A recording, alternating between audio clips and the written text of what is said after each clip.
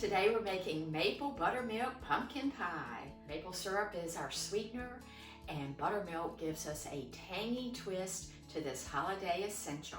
Our pie is made in a 9-inch pie crust and I have pre-baked my crust. It's not necessary to pre-bake your crust for this recipe, but I definitely recommend pre-baking it. It yields a flakier crust, and for the holidays, I love to step up my pie game. This sweet and tangy maple pumpkin pie starts with 1 15-ounce can of pumpkin puree. And we add 1 cup of whole buttermilk. If you don't have buttermilk, it's very easy to make it by taking your measuring cup, putting 1 tablespoon of white vinegar or 1 tablespoon of lemon juice, and then fill it to the 1 cup line with whole milk. But you want whole buttermilk, and my ingredients are room temperature. And we also add 1/3 cup of heavy whipping cream. The buttermilk pie is very popular in the South, and the buttermilk pie is usually served over the Thanksgiving and Christmas holidays. So this is kind of like the Southern twist on pumpkin pie, and I love the fact that we're using maple syrup. We're using 1/2 cup of maple syrup, and this should be a real maple syrup. And we also add 1/4 cup of granulated sugar.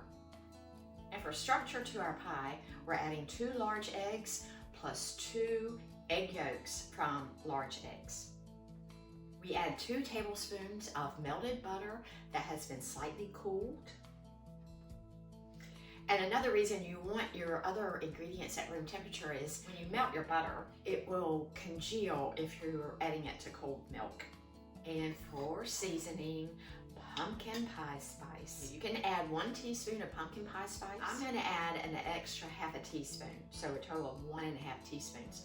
So that is up to you, how much you love those flavors. But I just adore cloves, ginger, and allspice, and nutmeg in a pumpkin pie, and I really want that flavor to come through. And this is why they say easy as pie. 1 bowl, and all we do is whisk and into our pie shell. So place your pie on a baking sheet, and I have laid 2 pieces of foil perpendicular and kind of crumpled them and put them together in the corners. Because this pie has a long bake time, and about halfway through, I pull this foil up over the crust to prevent it from over browning. Really smelling good. It's just starting to set up. I'm going to pull this up. Try not to get the foil into your custard like I did. Back in the oven for 40 to 50 more minutes. Now this is cooked for 80 couple minutes, and I've stuck a toothpick in the center, and it's going to come out wet because it still has to set up. It's a little jiggly in the center because it's going to set upon cooling. And the last thing I want is to over bake it. Very pleased with this. We are going to let this cool completely. When it sits overnight and the flavors meld together, I think you have a much better pie. And that's what I'm going to do. We're going to make a sweetened whipped cream to serve with our maple buttermilk pumpkin pie. I have 1 cup of heavy whipping cream in a very cold bowl. We have soft peaks, meaning the peaks fall back over onto themselves. And that took about a minute. And we're going to slowly add in 2 tablespoons of sugar. I also want to flavor this with a little vanilla, so I'm going to add a 1/4 teaspoon.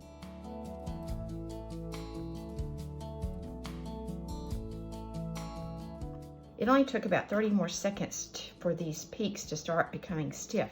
To stabilize this, I'm going to sprinkle in about a teaspoon of some unflavored gelatin. You could also use vanilla gelatin.